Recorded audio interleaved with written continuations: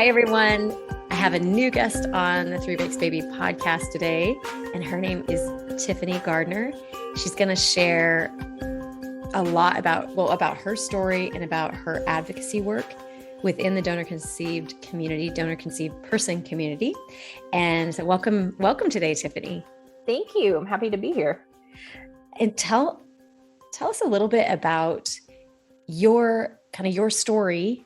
And I also want to hear about how, when you entered the scene, so to speak, of advocacy for donor-conceived people. But first, tell me about, did you always know you were donor-conceived? So interestingly, I am a late discovery donor-conceived person. I found out at 35, which will have been 4 years ago, coming up 4 years ago. Yeah, 4 years ago. Time flies. Coming up this coming March. But I always knew that I was not related to the dad who raised me, because when I was 4, my first father, who I was always told was my biological father, died of cancer. And so when my mom remarried, when I was 6, my stepfather adopted me. And so legally he was like my birth father. He was on my birth certificate and everything. And I never considered him a stepfather. He was just dad. But I knew that we were not biologically related.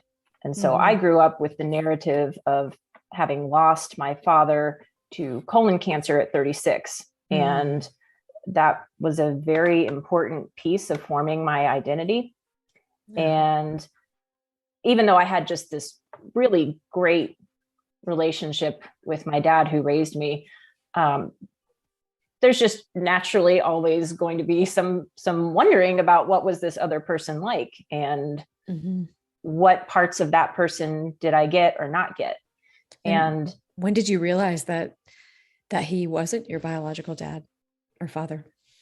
Well, at 35, when my mom told me. But even growing up, there's always there are stories about people who are donor conceived, and even adoptees who don't know that.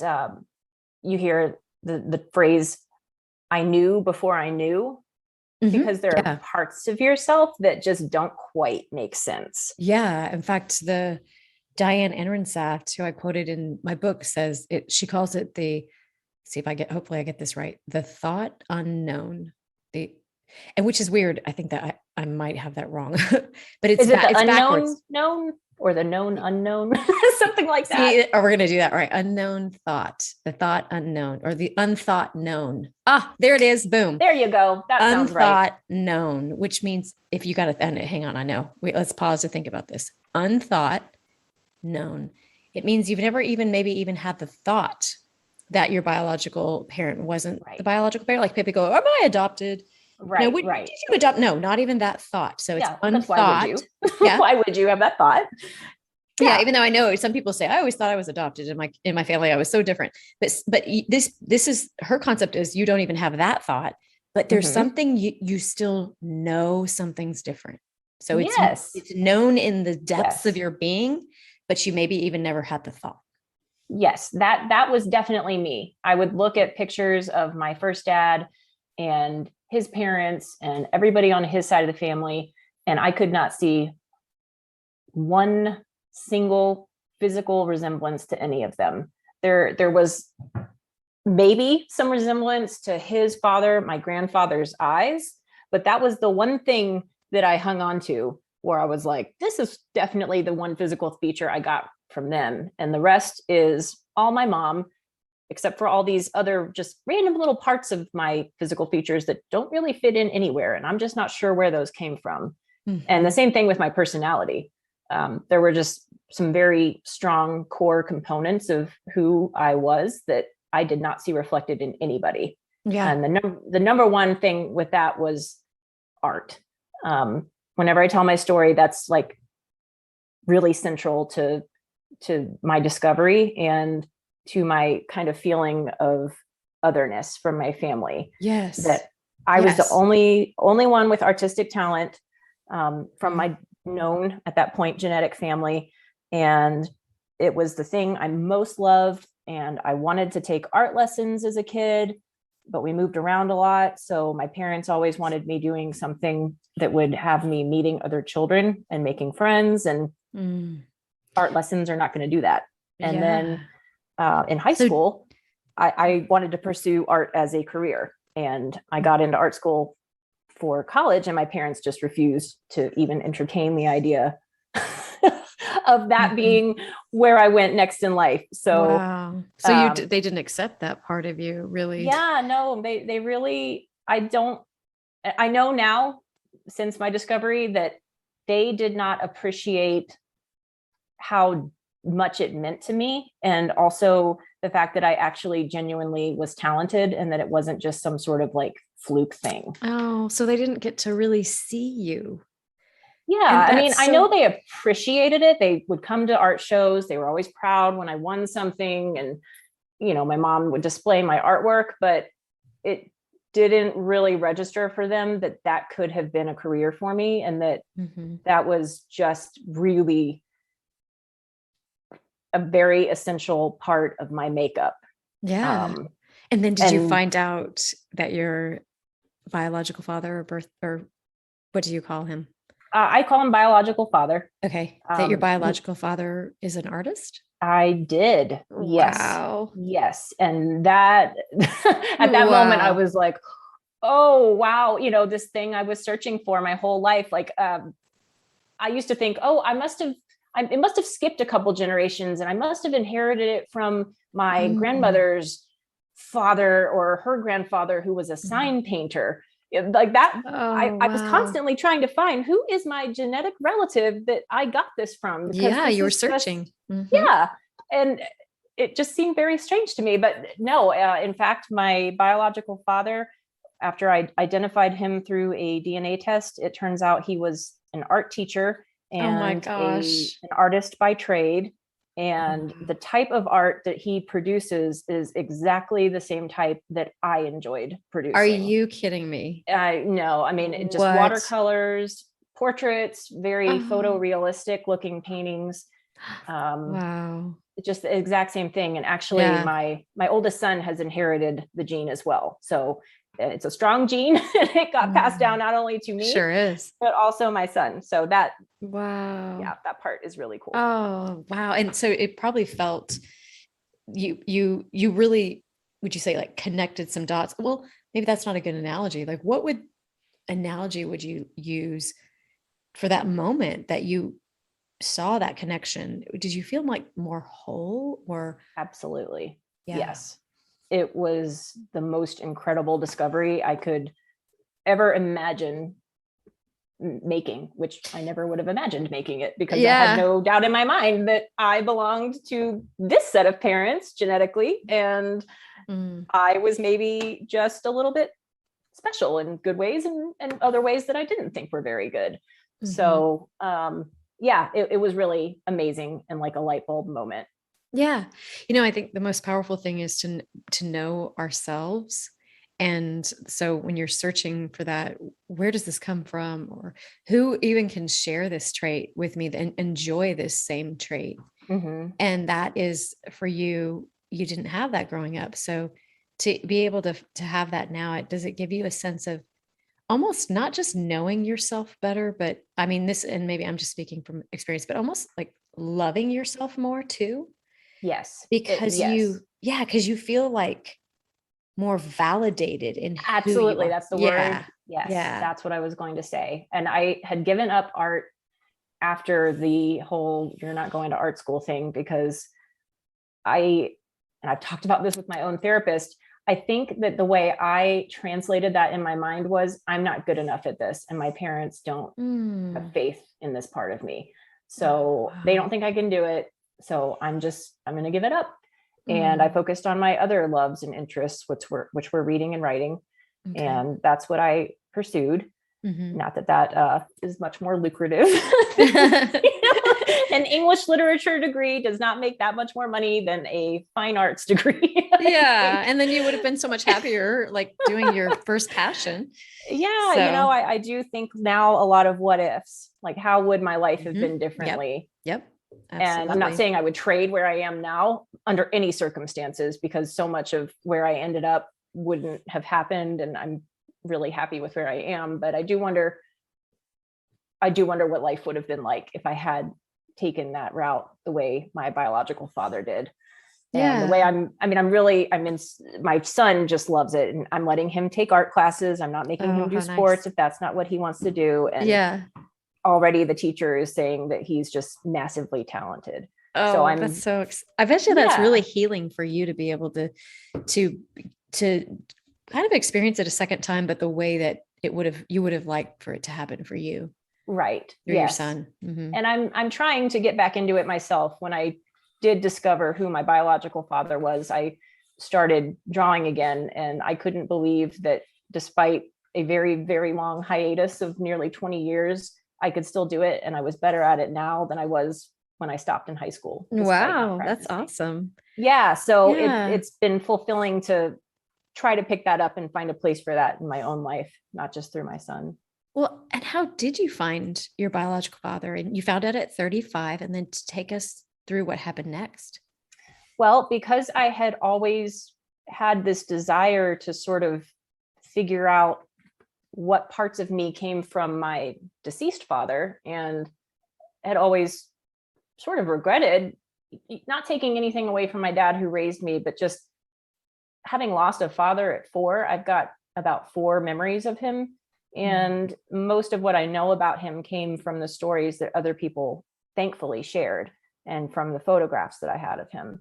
But there was still the fact that he's gone, and I will never have the chance to sit down and have an adult conversation with him, or really make any kind of meaningful memory besides just little fleeting moments that I have from when I was a child.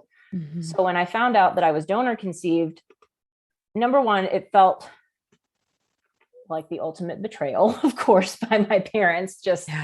My mom had always been my best friend, and I thought told me everything, and I told her everything. And so for her to have kept that a secret from me, particularly the medical history bit, because I was mortally afraid I was going to die of cancer in my 30s. That I thought was just, I still to this day am trying to work through how she could have done that, because I know that that's not really her personality type. And I know a great weight was lifted off of her when she did finally tell me. Mm-hmm. But when she did tell me, there was no thought in my mind that I needed to find my biological father. Mm-hmm. And I went home that same day and I ordered a test from ancestry.com. And the moment it came, I spit into it and took it right back to the post office. So I got the results a few weeks later, and I matched with 2 half brothers, which immediately confirmed that I, of course, was donor conceived. Mm-hmm. And it confirmed it not only for me, but also for my mom. So was she part of this process at that point, your mom? She knew I was doing it. I mean, she never said, don't look. She never said, this shouldn't be a big deal to you, because she's actually a very, very active genealogist. She has built and is still building just an absolutely massive family tree. And she told me later that it always made her uncomfortable when she was putting in relatives for me that she knew were not genetically my relatives. And she has her own kind of mystery in that she's not sure the identity of, I think it's her great grandfather or her great great grandfather. And so she's hit this own wall where she wants to know these answers about herself and her parents and where they all came from. And I think she felt guilt that she was essentially putting in false information that I believed was true, and was sort of perpetuating this lie in perpetuity. Family trees.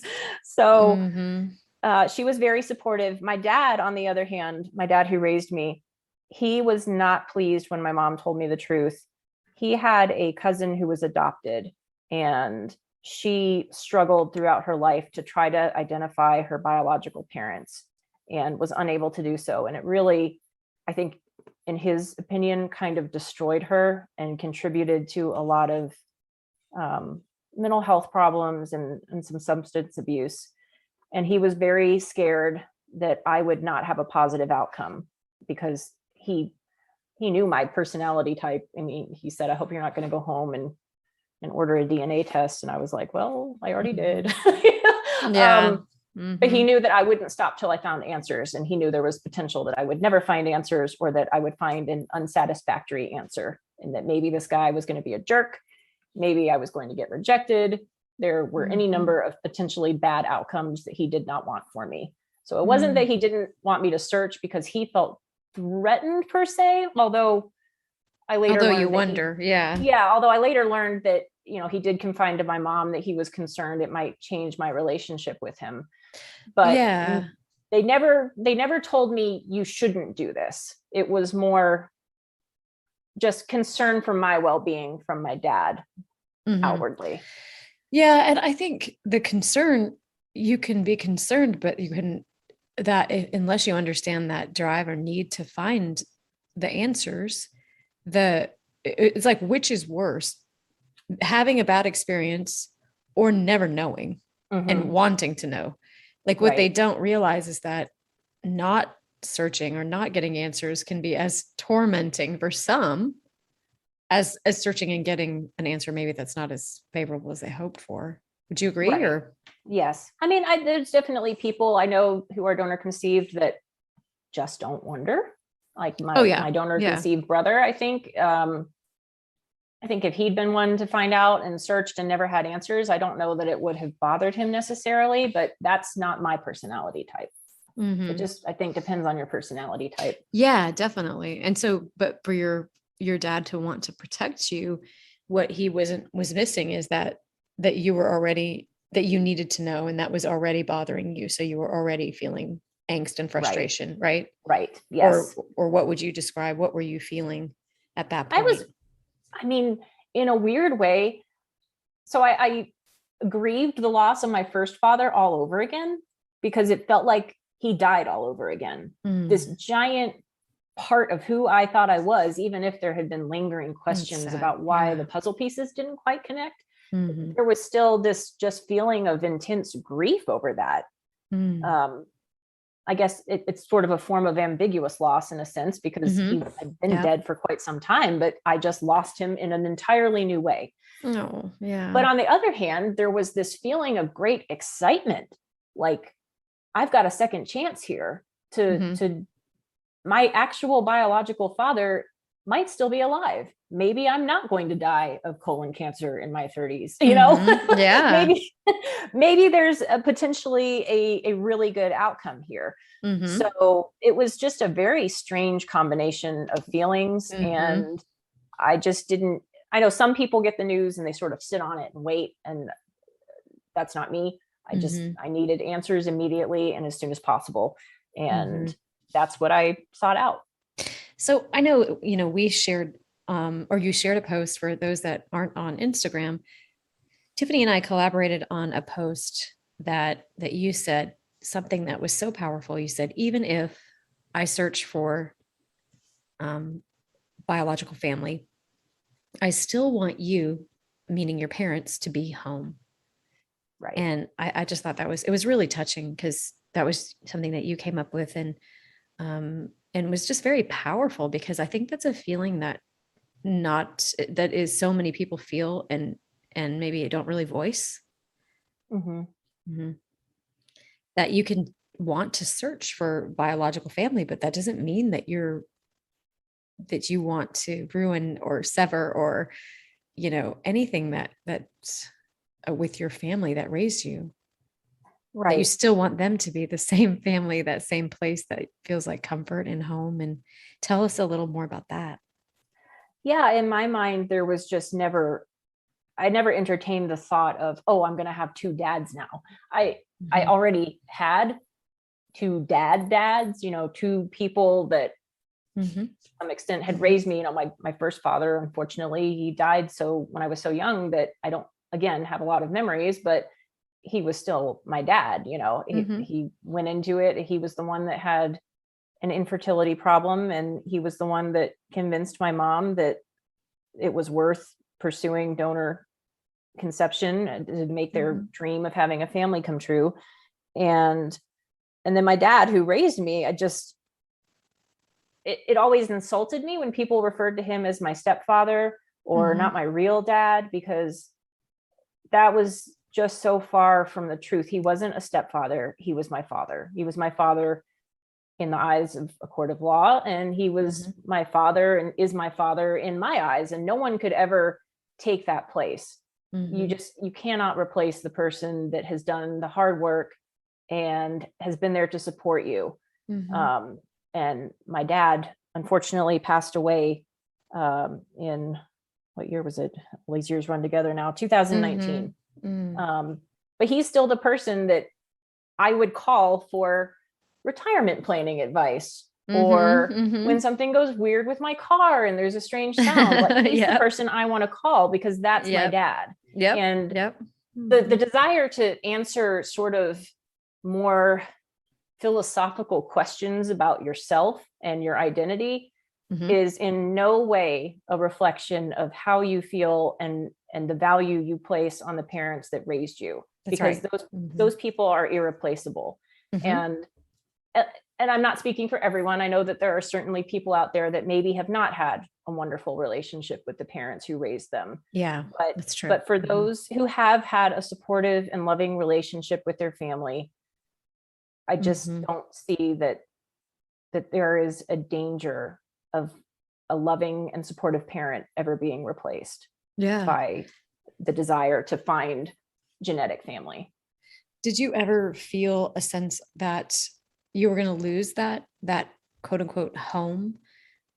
Did you feel scared about it disrupting something, that it would change your relationship with your parents? I didn't, but I also didn't talk with them about it a great deal once I did make contact with my biological father, because I didn't want to, in a way, pour salt in the wound in a sense. And I don't really know what I mean by wound, just that I know that growing up, I often felt uncomfortable talking about my first father in front of my dad who raised me, because I didn't want to hurt his feelings. Okay. Yeah. And so and that's something that even I think early disclosure to your children, just because they're not talking about your donor or their biological parent that donated, it doesn't necessarily mean that they're not interested.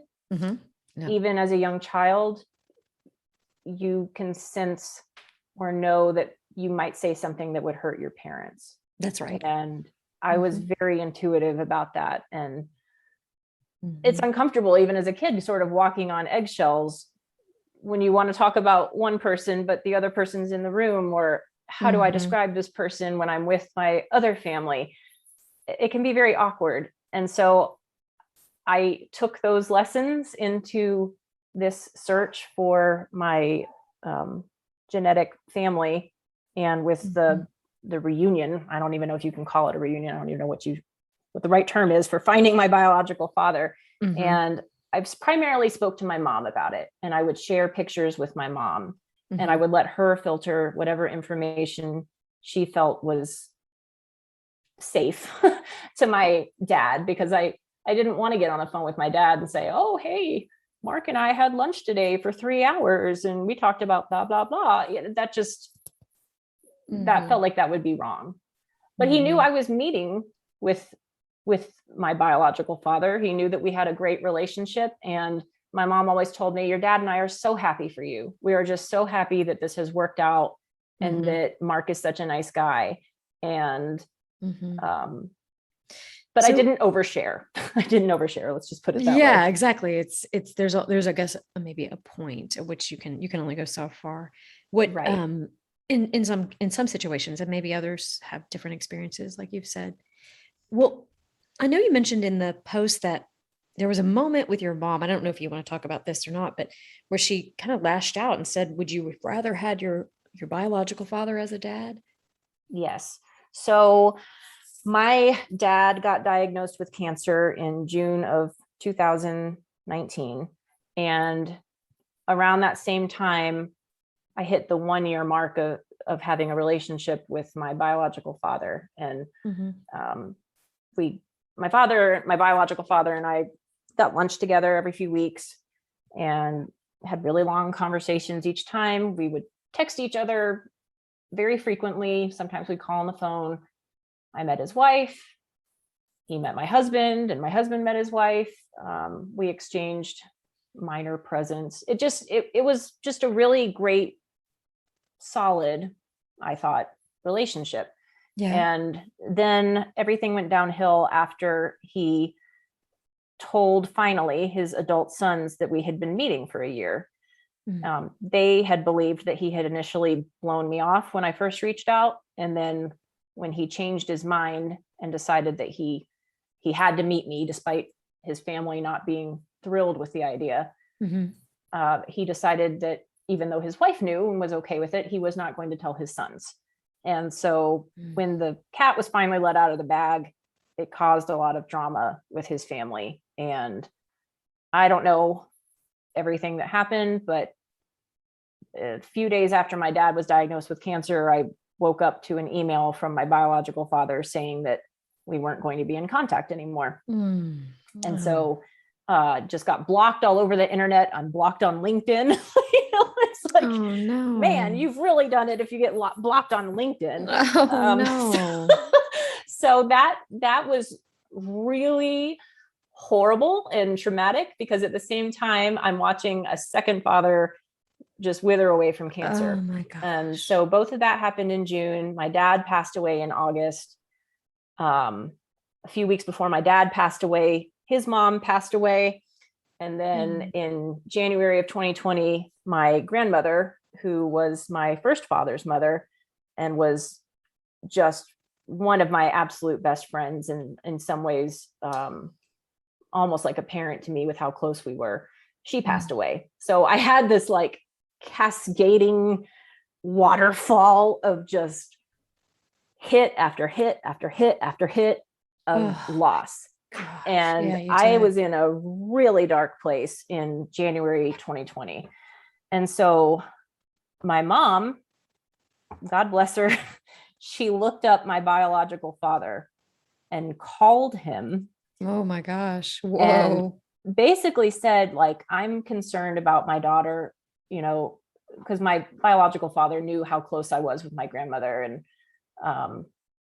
I had texted him about my dad's cancer diagnosis before he sent his breakup email, but he never acknowledged it. So my mom wanted him to know, like, my grandmother has died and my dad has died. And she told him that the way he had ended things with me was just really inappropriate because of how close we had become. And she just wanted to be on my side. She was, it was really validating to have my mom just be the one person kind of who was able to stick up for me and actually acting like I would want to act for my child, like you mess with my child, Mama Bear's coming for you. Yeah. Which I never thought she would call him, but she was kind of the one person, I guess, that would have the interest in doing so. And after that, he did text me with his condolences, but all doors have remained shut since then. And so after she did that, I was still in just a lot of grief and trying to deal with all this loss. And there came a moment, I don't know if we were on the phone or if it was over text message, where I think her own grief kind of caught up with her as well. And she said, well, would you have rather Mark have raised you and been your father than your dad?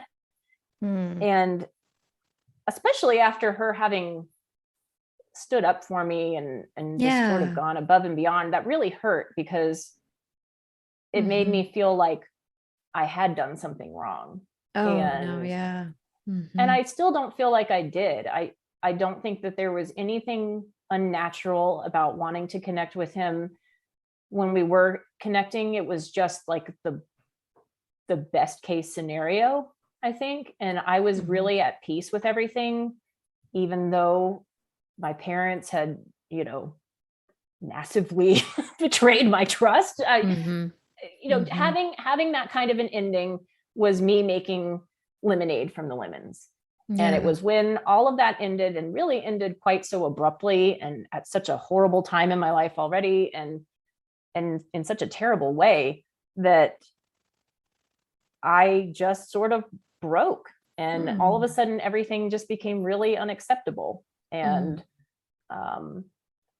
so, yeah, I think since then, since the post that you and I did, my mom texted me and said, I don't remember lashing out at you. And, I'm so sorry. And I just, all I want is for you to have the best outcome possible with all of your family.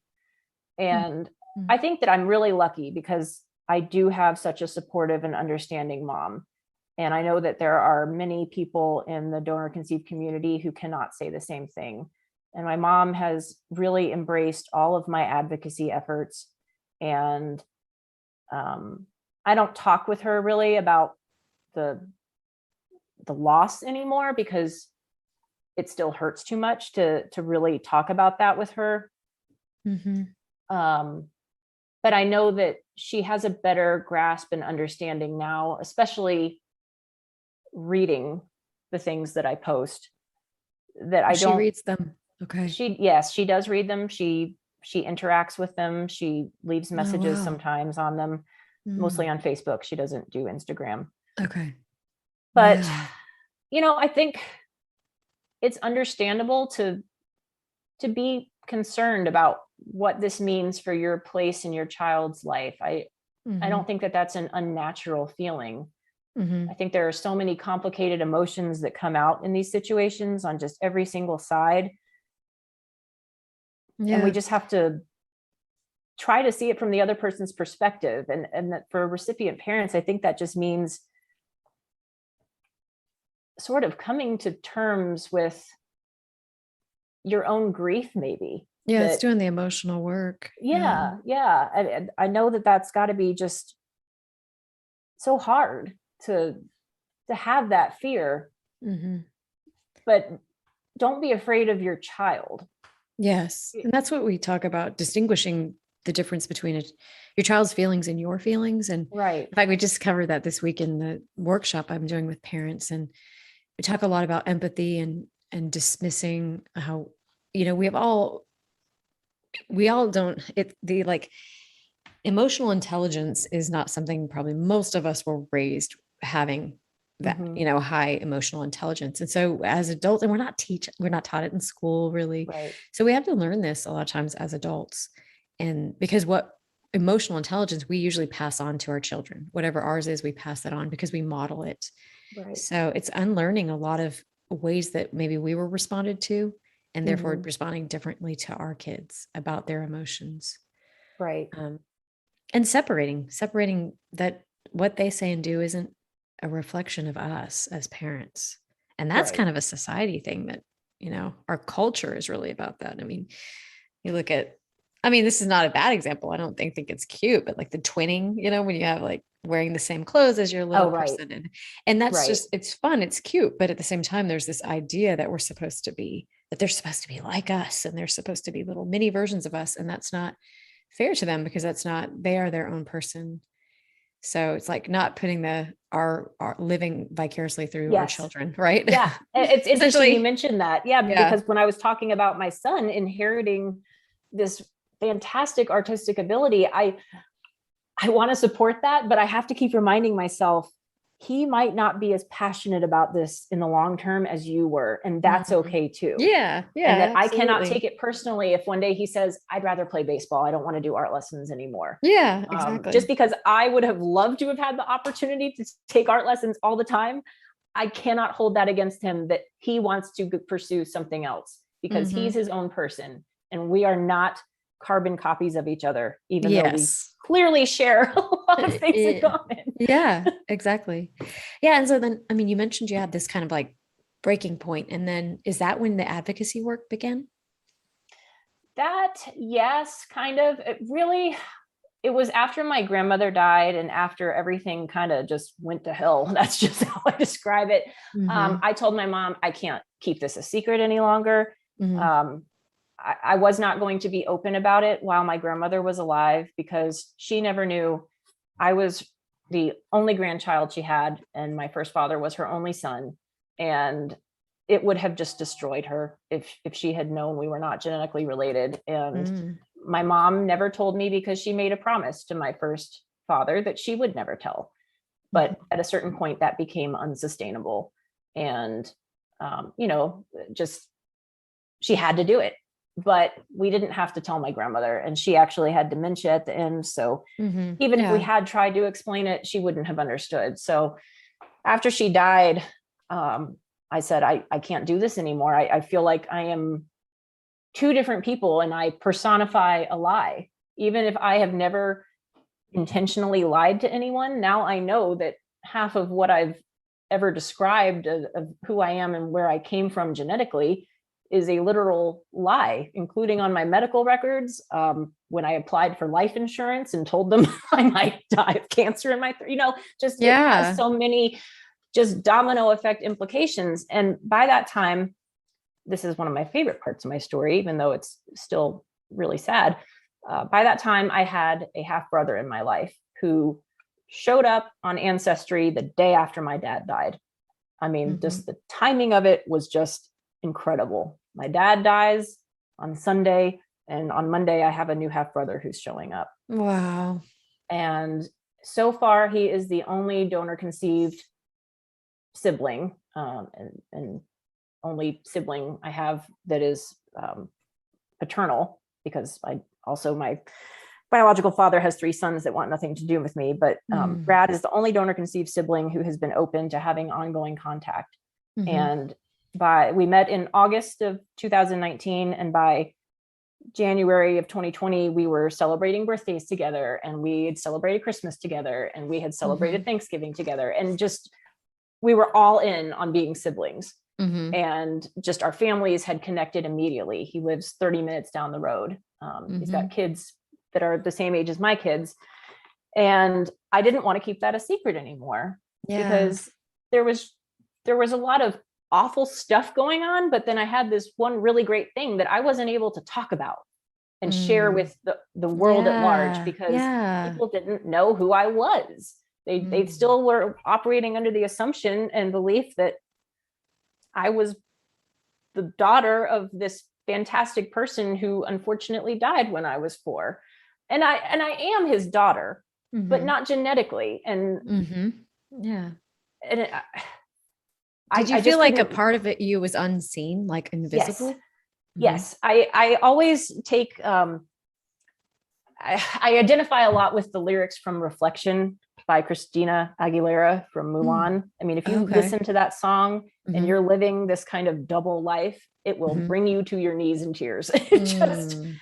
Just sort of almost wearing this mask and wanting people to see you for who you actually are. Yeah.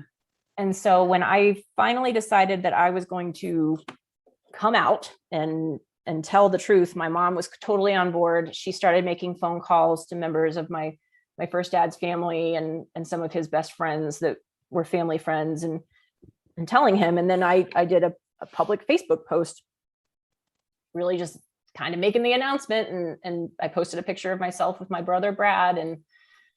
And from then on out, I was posting a lot about sort of the roller coaster of emotions and grief that I was experiencing from the experience and the rejection by my biological father.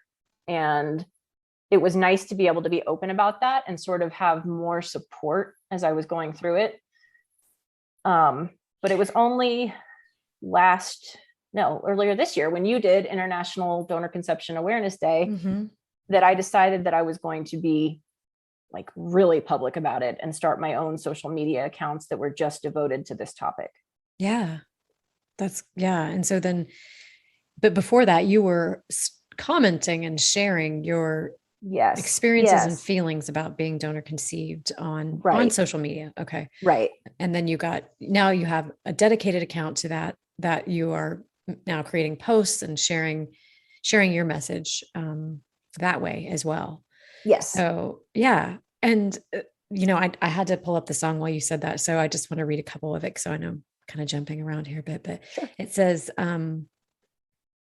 this part really hit me. It's kind of a reflection of what you said. Now I see, and the name is Reflection. So there you go. Now I see that if I were truly to be myself, I would break my family's heart. Who is the girl I see staring straight back at me? Why is my reflection someone I don't know? And this part's really good. Somehow I cannot hide who I am, though I've tried. So I think that's all that search for identity, and not just because you want to know yourself, your own identity, but because you want that to be seen by others as well. Right. Mm-hmm. Yes. That's really And powerful. my kids, Yeah. so much of this, I don't know how I would have responded if it would have been differently if I'd made this discovery before I had 3 children of my own.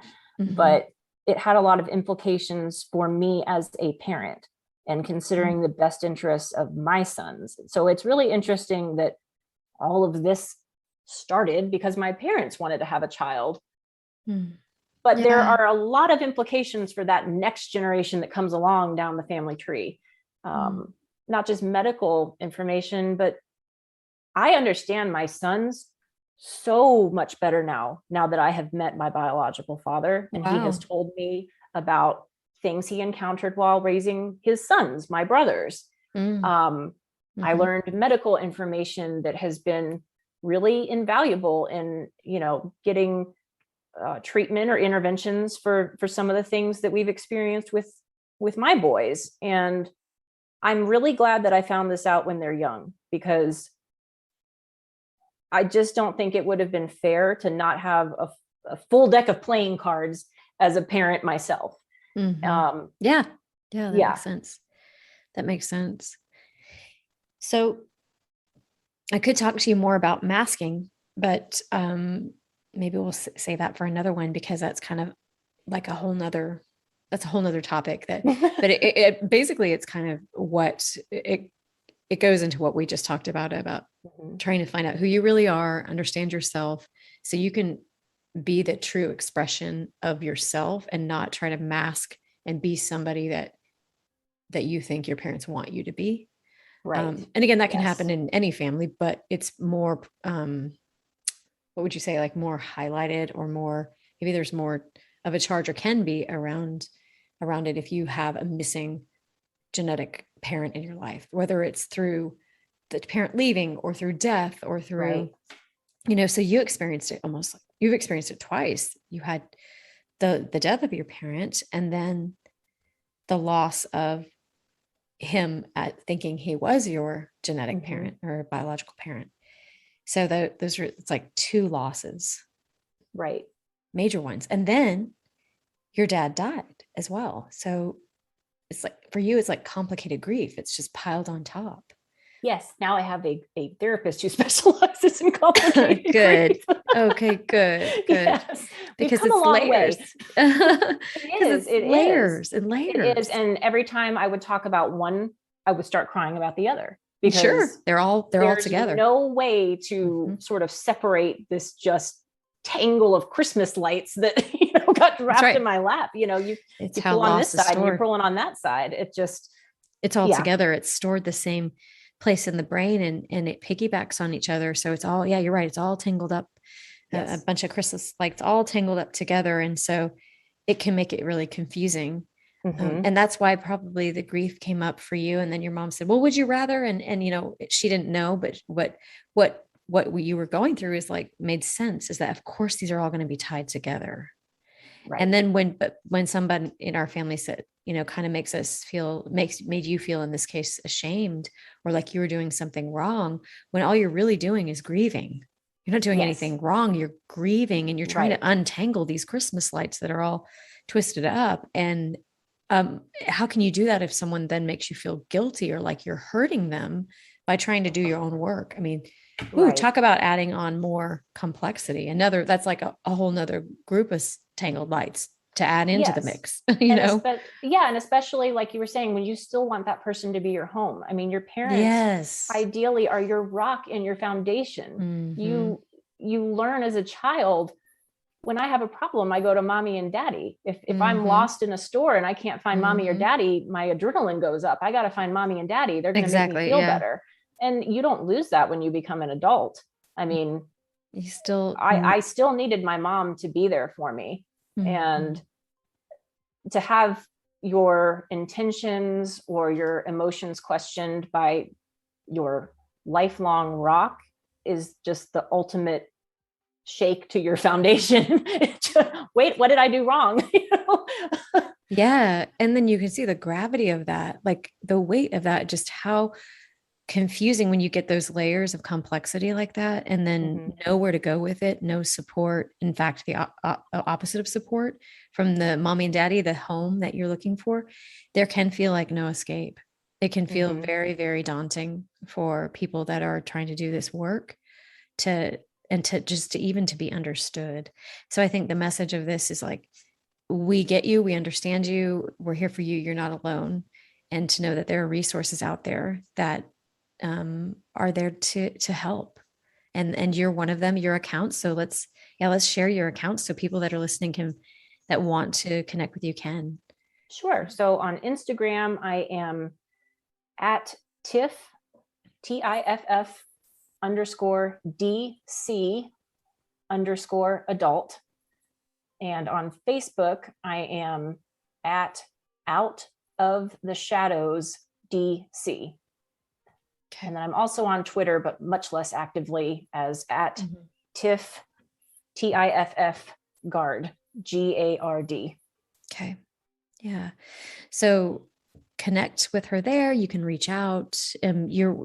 Are you open to, private messages and stuff if people have questions? Sure. Absolutely. Okay. So yeah, I mean, I think just continue. That's, I would assume that's the goal of your advocacy work, right? What would you say? What calls you to the work? A lot of it started, I think, as part of my own journey of just sort of taking control of this and being able to tell my story is the one thing that I can choose to do with this. And as far as an ultimate goal, I just want to share my perspective and hopefully change the way other people think about this. And I guess primarily the people that maybe would change the way they think about it would be the recipient parents who are going into this, particularly if they are in any way contemplating not telling their children. Okay. My message is don't do that. Yeah. Do not do that under any circumstances. There is no excuse that is a valid excuse for not telling your children. So that's one of my goals, is to get that message out. Okay. And then also the message about anonymity and how really traumatizing that is as well. Because in my perspective, I found my biological father, even though he was anonymous, and he was open to meeting me. But now the fact that he was anonymous is being used as what I find is a very poor excuse to just treat another human being as garbage and just kind of show them the door. So I think that there's a lot of layers of potential trauma with anonymity and uncertainty. So my goal is just to sort of share my own unique story. And hopefully change hearts and minds. Good. Well, definitely give Tiffany a follow if you're listening out there. And thank you so much for telling your story today. Thank you so much for having me. Great talking to you. You too. Thanks for listening. If you would like to follow me for more content, you can find me on Instagram at Jana Ruffnow, LPC, and Facebook. And you can also grab a copy of my book, 3 Makes Baby, on Amazon.com, BarnesandNoble.com, and Target.com. Be sure to subscribe to this podcast and rate it and share it with a friend if you like it. Have a great day.